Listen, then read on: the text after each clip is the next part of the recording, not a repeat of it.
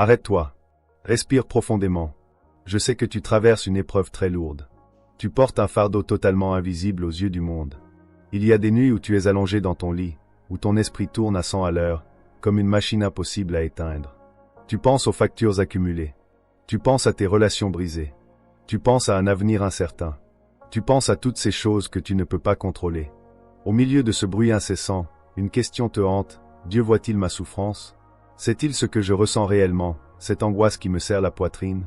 Ou suis-je condamné à me battre tout seul? Écoute attentivement cette vérité. Dieu ne te demande pas de rester calme parce que tes problèmes ont disparu. Il ne te demande pas de faire semblant que tout va bien. La réalité est bien différente. Il te demande d'apaiser ton cœur parce que c'est lui qui prend en charge l'impossible. Celui qui a créé l'univers par sa seule parole s'occupe de toi. C'est le message le plus important que tu entendras aujourd'hui. Si tu sens que ces premières lignes te parlent déjà, prends un instant pour l'écrire en commentaire, même un seul mot. Ça t'aidera à rester ancré jusqu'à la fin, et ça pourrait être exactement ce qu'une autre personne, en train de scroller au même moment que toi, a besoin de voir. Reste jusqu'au bout de cet enseignement, parce que ce que tu vas comprendre aujourd'hui peut transformer ton quotidien. Il existe une différence fondamentale entre la paix du monde et la paix de Dieu. Le monde te dit d'être calme quand les virements arrivent, d'être serein quand la santé est parfaite, quand tout va bien. Le monde te propose une paix conditionnelle. Dieu agit à l'opposé. Il regarde directement le centre de ta tempête. Il fixe le chaos de ta vie au moment précis où tu es le plus terrifié. Et là, il te dit une chose simple, calme-toi, sois en paix, je suis là. Ce n'est pas un souhait vague. C'est une déclaration d'autorité. Celui qui a fait toute chose te certifie qu'il voit ton combat, qu'il ressent ton angoisse, et qu'il a le pouvoir d'accomplir ce que tu es incapable de faire seul. Je sais combien cela paraît difficile à croire quand la douleur est vive, quand les comptes sont dans le rouge, quand la maladie fait peur, quand la solitude t'écrase. C'est précisément au cœur de cette obscurité que cette parole devient vivante. Elle ne s'adresse pas aux personnes installées dans un confort artificiel. Elle s'adresse directement au cœur brisé. Ta présence ici, en train de lire ceci, n'est pas un hasard. Comprenons ensemble ce que veut dire réellement se reposer en Dieu. Se reposer ne signifie pas baisser les bras, ni nier l'existence des problèmes. Cela signifie savoir qu'un souverain tout-puissant règne sur ta vie. C'est le même Dieu qui a séparé la mer, qui a fermé la gueule des lions, qui a relevé les morts et nourri des foules entières. Ce Dieu te regarde en ce moment et te dit, « Je sais ce que tu traverses, je tiens la barre. » La première vérité à intégrer, c'est que Dieu voit la fatigue de ton âme. Pas seulement ta fatigue physique. Il voit cette lassitude profonde qui ne disparaît pas après une nuit de sommeil, cet épuisement qui te fait te réveiller déjà à bout de force, cette impression de courir sur un tapis roulant sans fin où tes efforts, aussi immenses soient-ils, ne suffisent jamais. Et alors la culpabilité s'installe. Tu te reproches d'être faible, de vouloir tout abandonner, de pleurer en secret. Sache que Dieu ne te juge absolument pas. Il ne te demande pas d'être un héros. Un des psaumes le rappelle clairement. Il connaît notre fragilité, il se souvient que nous sommes poussière. Dieu n'est jamais surpris par tes limites.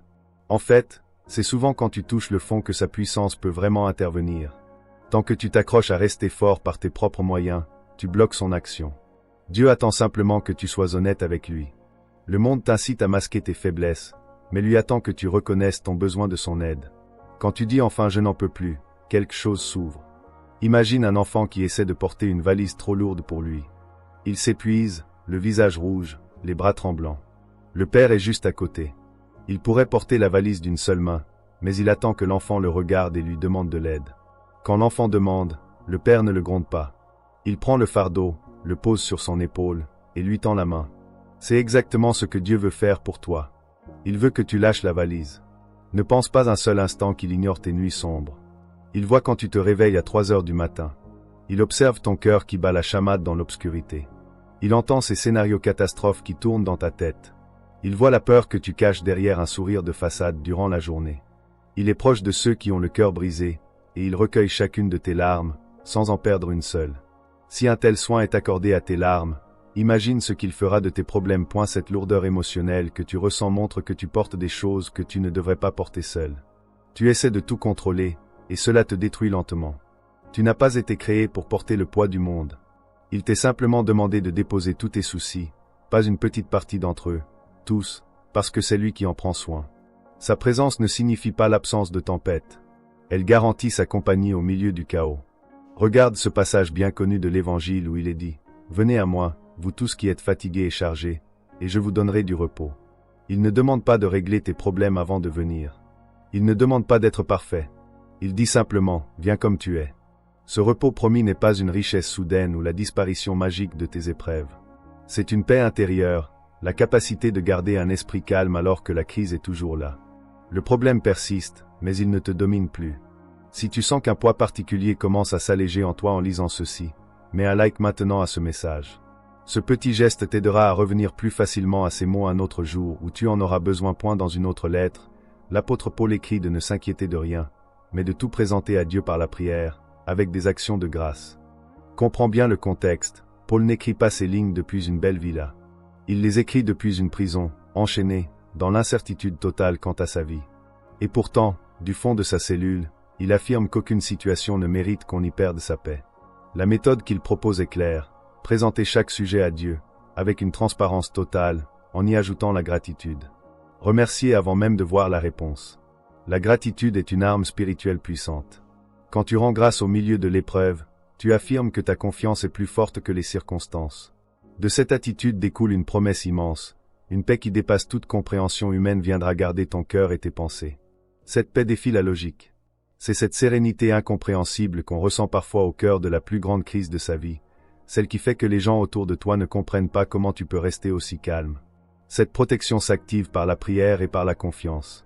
La vérité, c'est que la véritable paix ne dépend jamais des circonstances extérieures. Tu peux être en paix malgré un diagnostic inquiétant.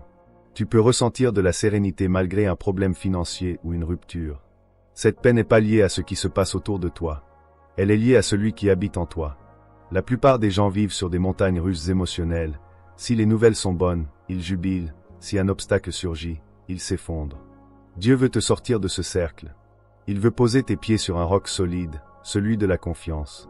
Un des proverbes conseille de faire confiance de tout son cœur plutôt que de s'appuyer sur sa propre compréhension.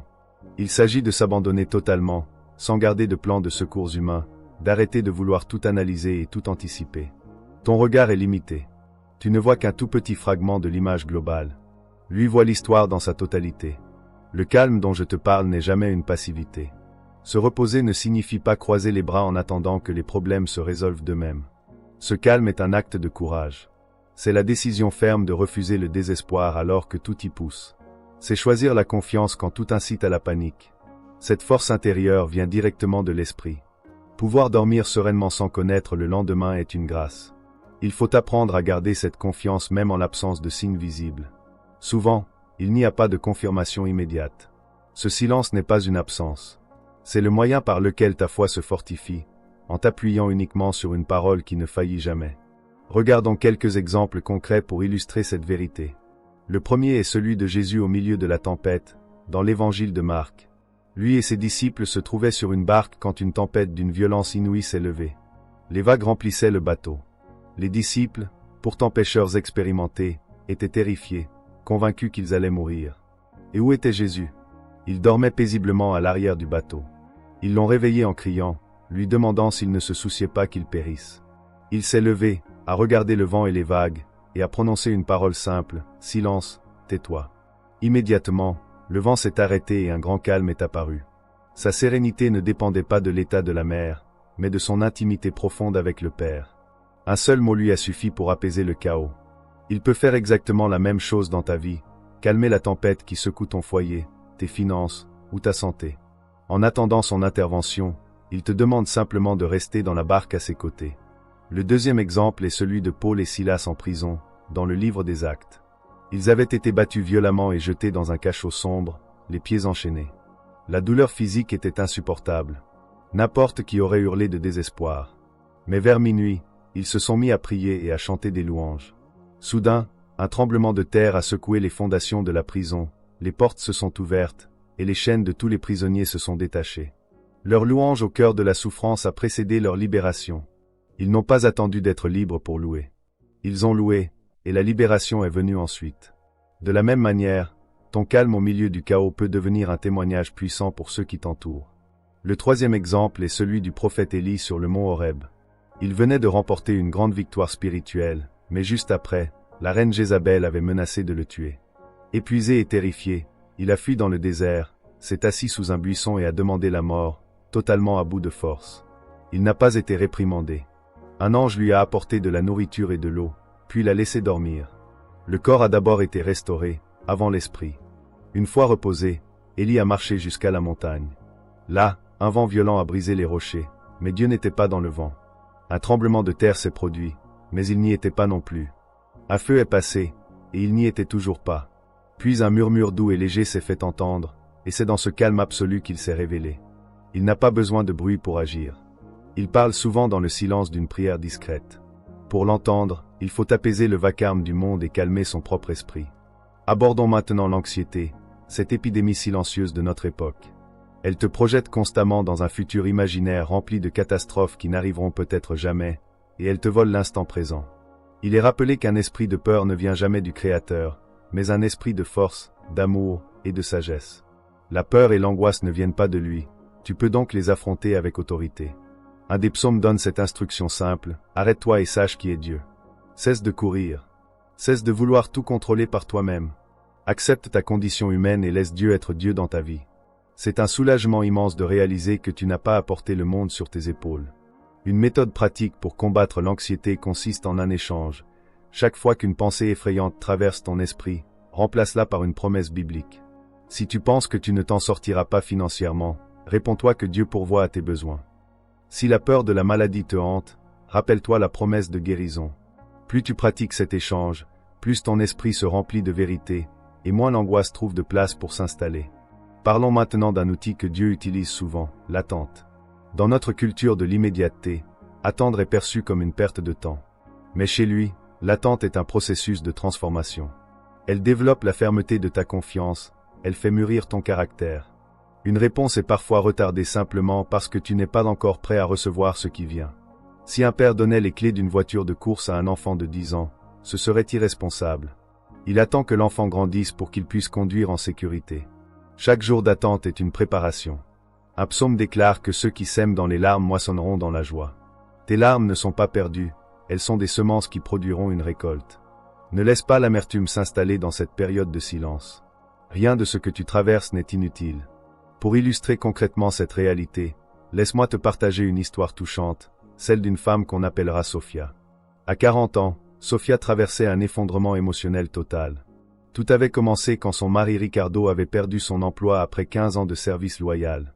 En 3 mois, leurs économies s'étaient évaporées, les dettes s'étaient accumulées, et le petit salaire de secrétaire de Sophia ne suffisait plus à couvrir le loyer et les factures. Mais le plus difficile se passait à la maison. Son mari s'était enfoncé dans une dépression sévère. Il ne cherchait plus de travail, ne parlait plus, passait ses journées prostré sur le canapé. Leur mariage de 20 ans se fissurait dans un silence glacial. Pour ajouter à sa peine, la mère de Sophia souffrait de la maladie d'Alzheimer, et chaque semaine, en lui rendant visite, Sophia réalisait que sa mère ne la reconnaissait plus. Elle pleurait seule dans sa voiture sur le parking. Une anxiété sévère s'était installée, accompagnée de crises de panique. Un soir, seule dans sa cuisine, Sophia s'est effondrée sur le sol. Elle a pleuré toutes les larmes de son corps, et là, sur le carrelage froid, une parole lui est revenue à l'esprit. « Venez à moi, vous tous qui êtes fatigués et chargés, et je vous donnerai du repos. » Pour la première fois depuis des mois, elle s'est tue. Elle a simplement fait silence. Une paix inexplicable est descendue en elle. Les factures étaient toujours là. Son mari était toujours dépressif. Mais quelque chose en elle avait changé. Elle a ressenti une présence réconfortante à ses côtés. Cette nuit-là, elle a dormi d'un sommeil profond, et à partir de ce moment, elle a décidé de confier chaque journée. 2 semaines plus tard, un ancien collègue a contacté Ricardo pour un poste. Il a passé un entretien et a été embauché. Le mariage a commencé à se reconstruire. La paix que Sophia avait trouvée sur ce carrelage ne l'a plus jamais quittée. Sa situation ne s'est pas réglée par magie, mais cette présence lui a donné la force de tout surmonter. Cette histoire prouve que cette paix est une réalité accessible à chacun d'entre nous. Pour la vivre au quotidien, voici cette étape concrète. La première consiste à identifier clairement ce qui te vole ta paix. Prends un carnet et écris la liste de tes inquiétudes sans aucune censure. Mettre des mots sur tes peurs permet de désamorcer leur pouvoir. La deuxième est de confier cette liste dans une prière précise. Pas une prière vague. Présente chaque problème un par un. Une fois la prière terminée, fais le choix délibéré de lâcher prise, et refuse de reprendre le contrôle 10 minutes plus tard. La troisième est de remplacer les pensées d'angoisse par des paroles bibliques que tu mémorises et proclames à haute voix. La quatrième est de pratiquer la gratitude au quotidien. Tiens un journal où tu notes 3 sujets de reconnaissance chaque soir. Cela reprogramme ton esprit pour qu'il se concentre sur ce qui va bien. La cinquième est de prendre soin de ton corps. Un sommeil suffisant, une alimentation saine, et des promenades favorisent aussi la paix de l'âme. La sixième est de t'entourer de personnes bienveillantes et paisibles. L'anxiété est contagieuse, mais la foi l'est aussi. Rejoins une communauté chaleureuse. La septième est de te rappeler que tout ne dépend pas de tes propres forces. Le monde prétend que tu es seul responsable de tout, mais la vérité, c'est que sans aide extérieure, on ne peut pas tout porter. Fais ta part avec simplicité, et laisse le reste se faire. Si l'une de ces 7 étapes te parle particulièrement aujourd'hui, écris son numéro dans les commentaires. Ça t'aidera à t'y tenir, et ça pourrait donner à quelqu'un d'autre l'étape exacte dont il a besoin en ce moment. Et si cette histoire, ou l'un de ces exemples, a résonné en toi, partage ce message avec quelqu'un qui traverse en ce moment une tempête semblable à celle de Sophia, de Paul et Silas, ou d'Élie. Il pourrait en avoir besoin exactement aujourd'hui. Terminons ensemble par une prière. Je confie chaque personne qui écoute ces paroles. Tu connais leurs noms, leurs douleurs, leurs incertitudes. Que ta paix parfaite descende sur leur cœur en cet instant même. Que chaque chaîne d'anxiété soit brisée, que la peur s'éloigne. Remplis leur esprit de vérité et accorde-leur un repos profond. Amen.